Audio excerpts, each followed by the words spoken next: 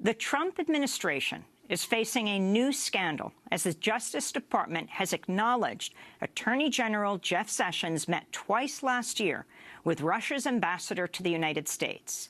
This contradicts Sessions' sworn testimony to Congress. During his confirmation hearing in January, then Senator Sessions was asked by Minnesota Senator Al Franken whether he knew of contacts between Trump campaign surrogates and Russia's government. If there is any evidence that anyone affiliated with the Trump campaign communicated with the Russian government in the course of this campaign, what will you do?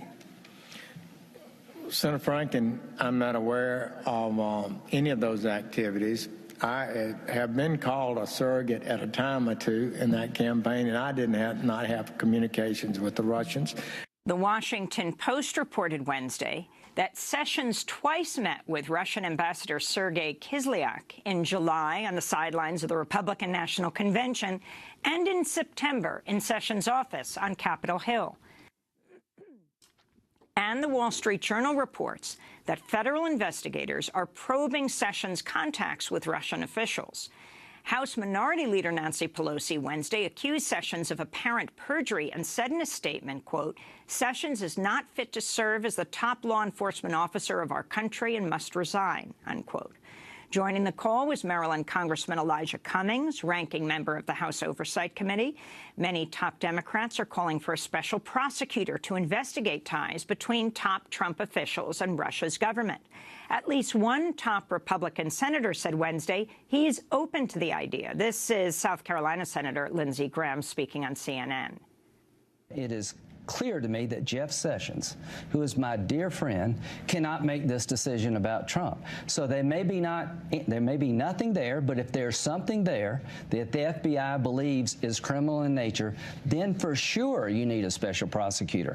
Earlier this morning, Attorney General Jeff Sessions briefly spoke with an NBC reporter. Well, I have not met with any Russians at any time to discuss any political campaign, and those remarks are unbelievable to me and are false, and I don't have anything else to say about that. So thank you.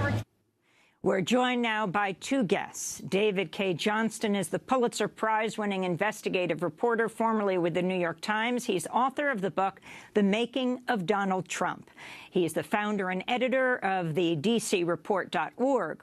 Also with us is economist and lawyer James Henry, who's investigated Trump's ties to Russia. His most recent report is titled Another Cabinet Pick with Secret Ties to Putin and Oligarchs. He's talking about Wilbur Ross. But I want to turn first to David Cay Johnston. So much has been revealed in the last 24 hours, David, both by the Washington Post and the New York Times. Can you talk about the significance of these revelations? Well, their significance is that it shows how we have to have an open public investigation of Donald Trump. And to paraphrase Richard Nixon, people have got to know that their president is not a traitor. The Intelligence Committee chairman in the House, Representative Nunes, has already said, well, I haven't seen anything. I haven't seen anything. Of course, he hasn't started his investigation, but we don't need to have the intelligence committees, which meet in secret, investigate this, and we don't need a special prosecutor. What we need is a public investigation, beginning with getting Donald Trump's tax returns, not only the ones that the IRS has in its possession and they can subpoena from Trump if he hasn't destroyed them, but also those that he's had to produce in litigation around the country, have the staff of the Joint Committee on Taxation review those so that we know how much money Trump got from the Russians, which Russians, who he's paid interest to, who he has business partnerships with. And notice how desperate Donald Trump is to make sure we do not investigate this. How Jeff Sessions tries to blow off the fact that he spoke to the Russian ambassador and yet twice in a hearing and then in a letter said he had no contact with the Russians when he was, by his own account, a surrogate for the Trump campaign. This is very, very important, Amy, and we really need to make sure there is an open public investigation and this is not swept under the Intelligence Committee rug. Well, let's talk about what Attorney General Sessions said. He said, as a surrogate for the Trump campaign, he was clearly making a distinction between that and being a senator. But the Washington Post polled 19 of the 26 members of the Senate Armed Services Committee, on which he serves, and none of them said that they had met with the Russian ambassador to the United States, David. Well, yes, and I think it's very significant that he was later asked in writing another question, and his answer was one word: no. Jeff Sessions is an experienced politician. He has been masterful at obscuring his racist conduct and attitudes. That's how he got all the way to Attorney General. And here he has shown at a minimum, at an absolute minimum, that he cannot have anything to do with the investigation of Donald Trump. He was the first senator to back Donald Trump.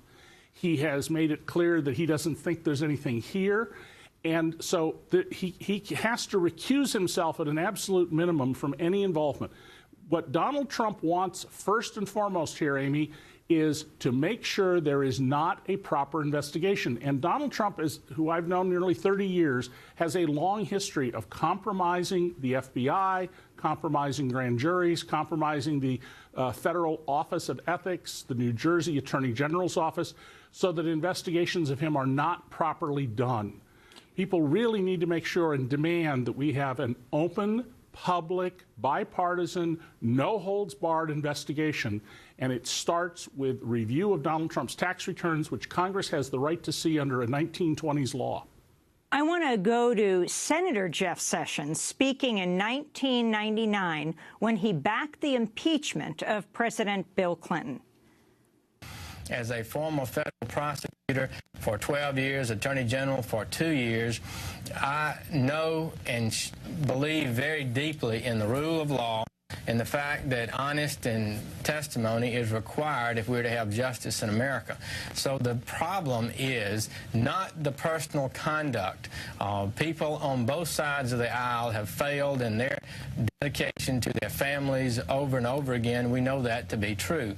But the fact is that we're dealing and wrestling with allegations that suggest perjury or obstruction of justice. The president has a full and should be given a full opportunity to respond to that.